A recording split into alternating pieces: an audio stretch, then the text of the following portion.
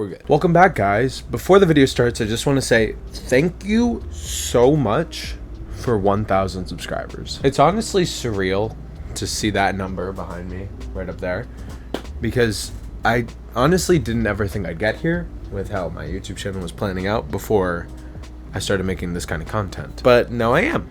So thank you once again. It's insane. Thank you so much. But yes, it's that time again. Today we're talking about the AOKZOE A1 Windows handheld. What's that, you may ask? Well, let me tell you without actually owning the device, because my god, I can't pay for all of these. So AOKZOE is a new company that's kind of like a branch of 1X Player. They're gonna be their own company, but they definitely got some help financially and design wise from 1X. Looking at their devices, if you didn't know, it's kind of difficult to tell that they were made by the same people, like the designed at least. But if you're actually looking at them side by side, it's pretty easy to tell. This thing looks massive, and honestly, I don't hate the design.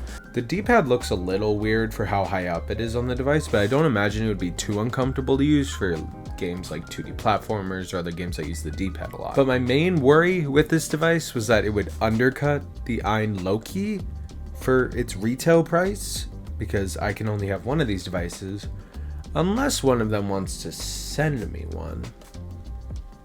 You hear that? I have an email.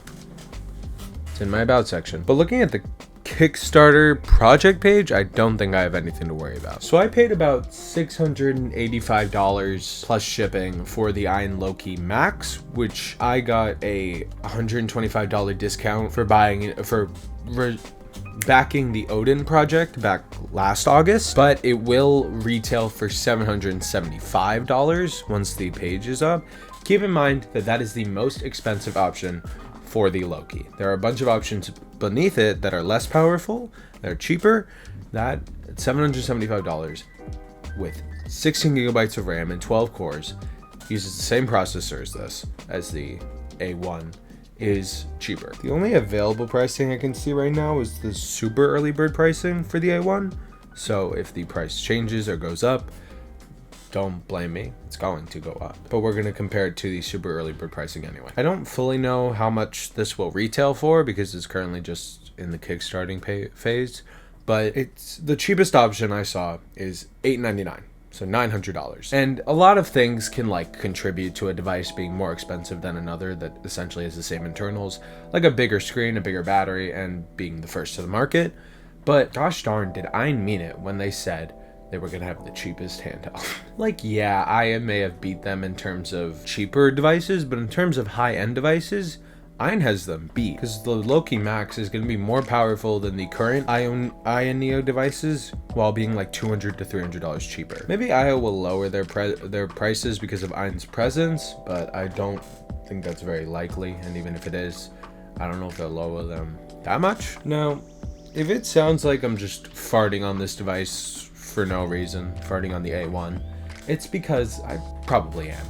I mean, it's not like this device is garbage, it's very powerful, and for all I know, it's better than what the Loki will be, but I can't help but point out the price difference, because I'm sure a $500, $600 portable PC with mid-range internals is going to be more intriguing to someone just getting into the handheld PC market than a $1,000 Ion Neo device you can still buy with an outdated processor. Not outdated, but old in terms of how fast these manufacturers get out their new devices. And the A1 being $900 for the early bird pricing, super early bird pricing. I don't know, it's just a little weird, and it's hard to not point out. But let's get back to the A1. ETA Prime has released a few videos on this device, one of which is covering PC gaming, and it looks incredible. GTA 5 runs at 75 to 80 frames per second. God of War runs at a good 40, and Control runs at 75 to 80 frames per second, which is insane. This is all really impressive, and if I can expect this kind of performance out of my Loki, that's really exciting. But if you know my channel, you know that emulation is what I'm really concerned with. It's why I bought the Odin. I forgot the name of it for some reason. And it's how I got my start really on YouTube, emulating N64 games through the 3DS. Not like my start, but like what videos kind of took off. And since emulation is what I'm really concerned with, I'm very happy that this device shows off some intense power. Switch and Wii U run at basically full speed. It makes this device look incredibly powerful, because it is, but it's also really exciting. So I like emulation. Both the A1 and the low-key will be using AMD 6800U processors, and I didn't notice this until I was like writing the script, but apparently the low-key will only be using Windows 10, while the A1 is using Windows 11. Now, I don't really see that as a downside, because in its current state, Windows 11 has been giving me a lot of bugs, and I kind of regret upgrading to it. But I don't know, I just found it interesting. So maybe it's for the better that they just put Windows 10 on there. But we'll have to see. Because, I mean, if the Odin can run Windows 11, what's stopping the low-key? The A1, the low-key, those new Io devices, and whatever GPD has in store next, they're all going to be great, depending on what you want. It just depends on what kind of person is looking at these devices and how into this kind of ecosystem you already are, like this kind of searching, buying portable PCs. It depends on which design you like better, and if you're willing to pay upwards of $1,000 just to get it as soon as possible. There are pros and cons to all of these, I'm sure. The A1 is looking like an interesting device to follow, and AOKZOE is looking like an interesting company to follow to see what they do next.